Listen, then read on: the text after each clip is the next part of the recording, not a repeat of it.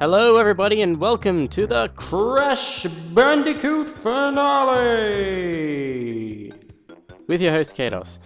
In the last episode we went back and got the rest of the gems that we were missing, giving us 100% of the game completed, and now the only thing left to do is to go and rescue Tana, and also face Cortex. And this is the second finale I've ever done on my channel. I've been doing this for a long time and I've uploaded a lot of videos, but this is only my second finale, which is kind of strange. It just goes to show that I hardly ever go through with completing any of the LPs or walkthroughs that I do. So this is quite a satisfying feeling for me, going back and looking at all of these levels that we've finished. We've got every single gem, both of the keys, the hidden levels. We've done all of it, and now we only have one thing left to do, which is go to the Great Hall and rescue Tana. Now this level's pretty interesting. There's two exits to this level. One will just take you out of the level and you move on to whatever, and the other takes you to the alternate ending. And you can only get to the alternate ending by getting all of the gems, which creates these gem platforms here, which allows you to jump across and get to Tana. Now obviously if you haven't got all the gems, you won't be able to make it across because there'll be platforms missing.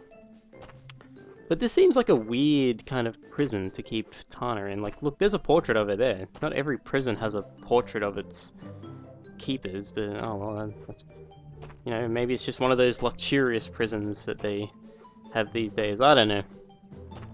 But yeah, here we go. We are on the final stretch, jumping across the gems here. We can see a curtain in front of us, and what will be behind it? We have Tana sitting on a, what do you call it, a vulture. And that's it, we've rescued Tana, and now we're flying away, scot-free. That's pretty much it, kind of a anticlimactic ending, but, you know, what do you know? That's how the cookie crumbles. Ignore that, I don't know what I'm talking about. So there we go, flying off into the distance. Papu Papu sold the ruins of Castle Cortex to a resort developer. He then used the proceeds to open a big and tall shop on the island. Good for you, Papu Papu. You're finally climbing up on the world. After intense therapy and 8 years of higher education, Dr. Rue went on to write the well-received book Through the Eyes of the something study of the rapid evolution and its consequences. I don't know what any of that means, but there you go. Koala Kong moved to Hollywood and landed a motion picture deal of universal proportions. Currently, he is working with a speech therapist to improve his diction. Good for you, Koala Kong. You shake that little tiny booty. God, you have a big torso and little legs. That's really weird. Pinstripe moved to Chicago, where he now owns and operates a citywide sanitation company. He is saving money for his upcoming campaign. It's hard for me to read because the screen that I'm looking at is so small, sorry. After the disappearance of his mentor, Dr. Nitrous Brio rediscovered his first love, tending bar. Ah, good for you, Nitrous Brio, you crazy little man. Look at you with your bolts coming out of your head, I don't know. What do we got now? The world has heard nothing more of Cortex since Crash foiled his plans, but evil geniuses are harder to squash than cockroaches. Ah, you crazy motherfucker. So that's the end of the game. Yay, we beat the game. We got to Tana and we did the things. And now...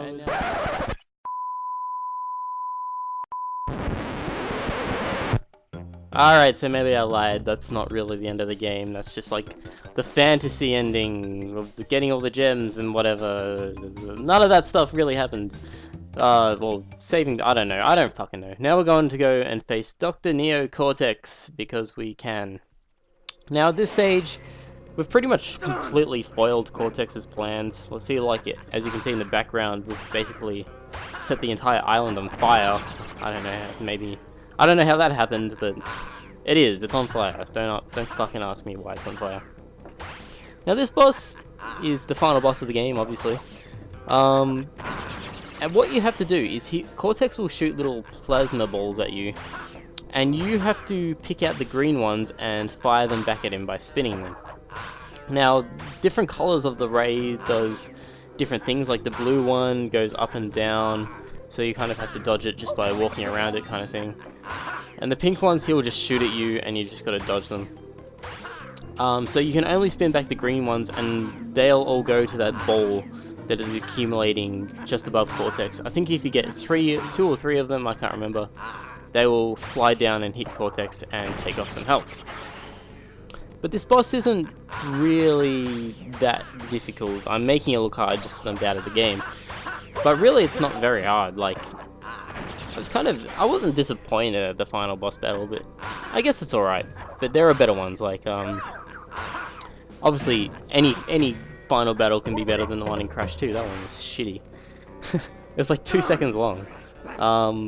In Crash Bandicoot 2, you kind of just chase Cortex through space and spin him a couple times and he's dead, and it takes like 2 seconds.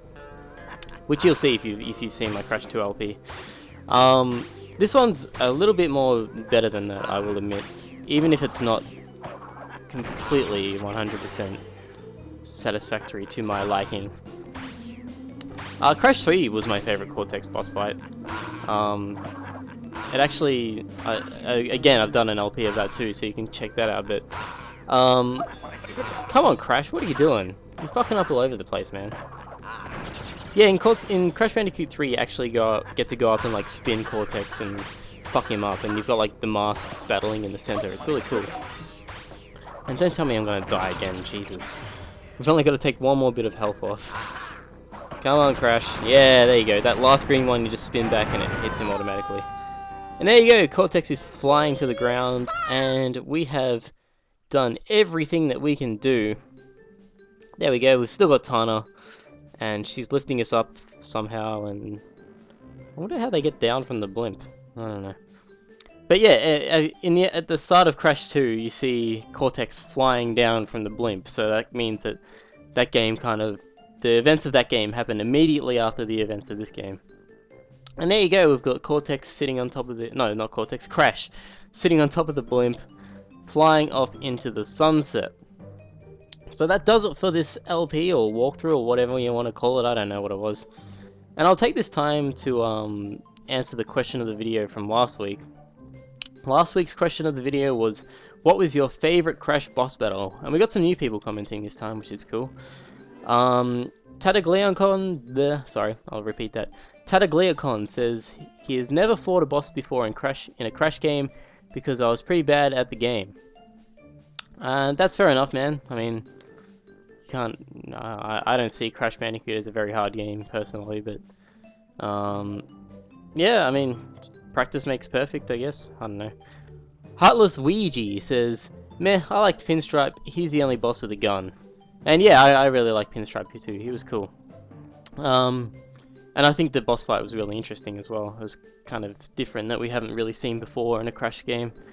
Who else do we have? That one video Fatass says... Where was his question? Hated the first boss of this gamer. I think that means Papu Papu. Yeah, as I said, how much I hate Papu Papu. He was kind of really too simple. All you do is bounce on his head 3 times, so that was pretty funny. In memory of Tae Min Kim. I wonder who Tae Min Kim is. Anyway, that does it for Crash Bandicoot. I still have to go back and finish Crash 3, so... Oh yeah, I have to ask this question of the video. This question of the video is pretty obvious. What was your least favourite Crash boss fight? Obviously we know that one video Fatass's was Papu Papu. But yeah, the question of the video, I will give the answers when I do an episode of Crash 3. So look forward to that, and I will see you gorgeous motherfuckers then. Bye!